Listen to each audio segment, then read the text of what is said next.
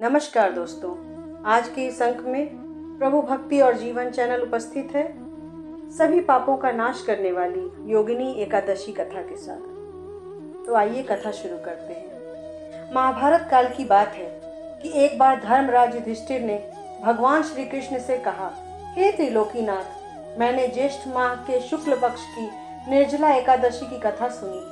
अब आप कृपा करके आषाढ़ माह के कृष्ण पक्ष की एकादशी की कथा सुनाइए। इस एकादशी का नाम तथा क्या महत्व है, मुझे विस्तार पूर्वक बताएं। श्री कृष्ण ने कहा, हे पांडु पुत्र, आषाढ़ माह के कृष्ण पक्ष की एकादशी का नाम योगिनी एकादशी है।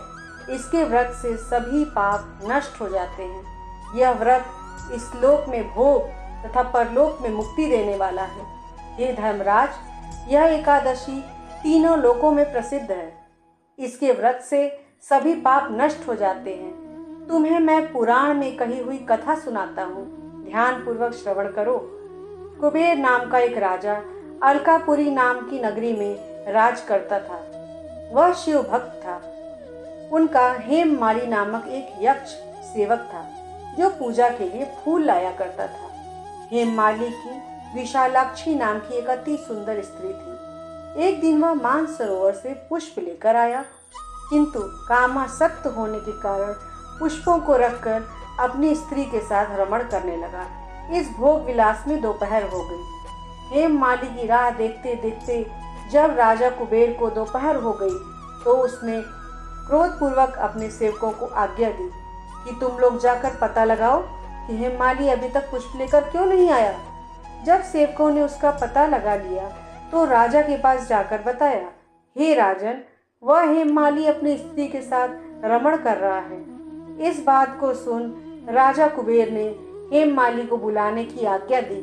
डर से कांपता हुआ हेममाली राजा के सामने उपस्थित हुआ। उसे देखकर कुबेर को अत्यंत क्रोध आया। उसके होंठ फड़फड़ाने लगे। राजा ने कहा, अरे अधम, तूने मेरे परम पूजनीय देवों के भी देव महादेव शिवजी का अपमान किया है। मैं तुझे श्राप देता हूँ कि तू स्त्री के वियोग में तड़पे और मृत्युलोक में जाकर कोढ़ी का जीवन व्यतीत करे। कुबेर के श्राप से वह तत्क्षण स्वर्ग से पृथ्वी पर आ गिरा और कोढ़ी हो गया। उसकी स्त्री भी उससे बिछड़ गई। मृत्युलोक में आकर उसने अनेक भयंकर कष्ट भोगे, किंतु शिव की कृपा से उसकी बुद्धि मलिन न हुई और उसे पूर्व जन्म की भी सुध रही। अनेक कष्टों को भोगता हुआ तथा अपने पूर्व जन्म के कुकर्मों को याद करता हुआ वह हिमालय पर्वत की तरफ चल पड़ा। चलते चलते वह मार्कंडेय ऋषि के आश्रम में जा पहुंचा। वह ऋषि अत्यंत वृद्ध तपस्वी थे। वह दूसरे ब्रह्मा के समान प्रतीत हो रहे थे और उनका वह आश्रम ब्रह्मा की सभा के समान शोभा दे रहा था। ऋषि को देखकर हेममाली वहां गया और उन्हें प्रणाम करके उनके चरणों में गिर पड़ा।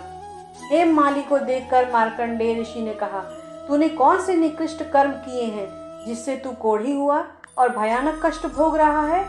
महर्षि की बात सुनकर हेममाली बोला, हे मुनिश्रेष्ठ, एक दिन पत्नी सहवास के सुख में फंस जाने के कारण मुझे समय का ज्ञान ही नहीं रहा और दोपहर तक पुष्प न पहुंचा सका।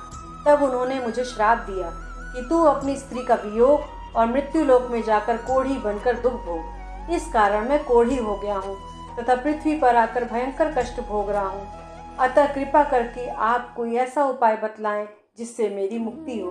मार्कंडेय ऋषि जी ने कहा, हे हेममाली, तूने मेरे सम्मुख सत्य वचन कहे हैं, इसलिए मैं तेरे उद्धार के लिए एक व्रत बताता हूँ। यदि तू आषाढ़ माह के कृष्ण पक्ष की योगिनी नामक एकादशी का विधान पूर्वक व्रत करेगा तो तेरे सभी पाप नष्ट हो जाएंगे।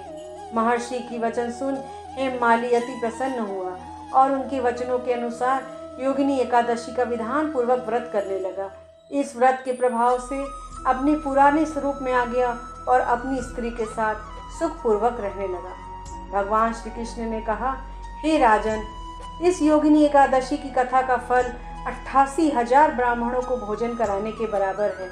इसके व्रत से सभी पाप नष्ट हो जाते हैं और अंत में मोक्ष प्राप्ति करके प्राणी स्वर्ग का अधिकारी बनता है। योगिनी एकादशी के दिन विष्णु जी की पूजा का विधान है। साथ ही पीपल के वृक्ष की पूजा भी करनी चाहिए। इस दिन प्रातः काल उठकर स्नान करना चाहिए, इसके बाद पीले रंग के वस्त्र धारण करना अधिक शुभ होता है।